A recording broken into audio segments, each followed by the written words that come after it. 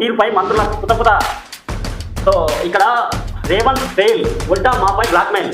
ఈ వైఫల్యాలు వదిలేసి మా మీద నిందల హృదయ తలుపులో పెయిడ్ ఆర్టికల్స్ రాయిస్తావా? సీఎం తీరుపై మంత్రుల కుతకుత.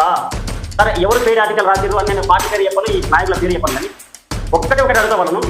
మంత్రి కొండ సురేఖ, మంత్రి జూపల్లి కృష్ణారావు బర్తరా పలుకుతున్నారు అని చెప్పి మీరు ఏడాదిన్నర క్రితం వార్తలు వచ్చాయి. సో సంబంధిత సోషల్ మీడియా అనుకోని ఎవరు ఏ పార్టీకి సంబంధించిన పెయిడ్ ఆర్టిస్టులు వాళ్ళ పెయిడ్ ఆర్టికల్స్ అనేది మీకు రాజకీయ నాయకులు తెలియాలి, ప్రజానికం కూడా గమనిస్తుంది. బ్లాక్మెయిల్, ప్రశ్నించిన వారిపై బ్లాక్మెయిల్ పెట్టింది ఎవరి ప్రభుత్వంలో జరిగినాయి? నిందలు మోపి ఎవరి ప్రభుత్వంలో జరిగినాయి? మీ ప్రభుత్వంలో కదా కేటీఆర్ గారు, మీ ప్రభుత్వంలో కదా నిందలు మోపిండ్రు. ఏదో అంటే ఇది కుక్కని చంపే ముందు పిచ్చి కుక్కని నింద చేసి చంపాలని విధంగా మీ ప్రభుత్వ తప్పులను ఎత్తి చూపిన వారిని, మీ దోపిడీలను ఎత్తి చూపిన వారిని, మీ కార్పొరేట్ వ్యవస్థ దోపిడీలను ఎత్తి చూపిన వారిని, ప్రశ్నించిన వారిపైన అక్రమ కేసులు పెట్టి పైన ఉల్టా బ్లాక్మెయిలింగ్ కేసులు స్వీకరించింది మీరు కదా, మీ ప్రభుత్వం కదా, మీ ప్రభుత్వంలో పోలీసు అధికార యంత్రాంగం కదా, ఆ పోలీసులతో చేపించింది ఎవరు? మీ పాలకులు కాదా?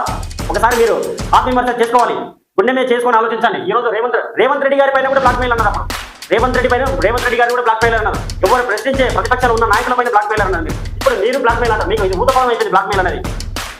దోపిడీ చేసే వాళ్ళకు, ప్రజల రక్తాన్ని పీడించుకునే వారికి, రియల్ ఎస్టేట్ వ్యాపారులకు మీ ప్రభుత్వంలో ఇవన్నీ జరిగినాయి. ప్రజలను ముక్కు పిండి వదిలేసారు, ప్రజలు రక్తం అయ్యారు మీ ప్రభుత్వంలో కార్పొరేట్ పిశాచులు. సో ఇప్పుడన్నా కొద్దిగా మార్పు వస్తుంది. కానీ చూసుకోండి మీరు ఏం జరుగుతుందో. ఎవరు మాట్లాడితే వాళ్ళ మీద సీఎం తీర్పు మంత్రులకు తప్పుతారట. ఏముంది మాట్లాడిన మొన్న సరే ఈ అంతర్గత వ్యవహారం, పార్టీకి సంబంధించిన అంతర్గత వ్యవహారం 55 సార్లు ఢిల్లీ టూర్లు. ఓకే, కుతకుత అనుకుని మనం వీళ్ళ కుతకుత అంటే మీరు చల్లారుతారా మీ దగ్గర తీసుకొని?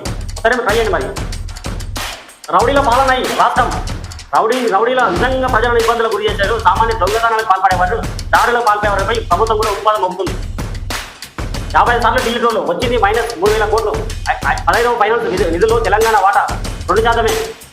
భారత రాష్ట్ర సమితి అని చెప్పి భారత రాష్ట్ర సమితికి ఎంతగానో ఖర్చు పెట్టింది. అప్పుడు ఎక్కడెక్కడ ఖర్చు పెట్టింది? ఈయన ఢిల్లీకి ముఖ్యమంత్రి గారు ఢిల్లీకి పోతేనే ఖర్చు చూపిస్తున్నారు.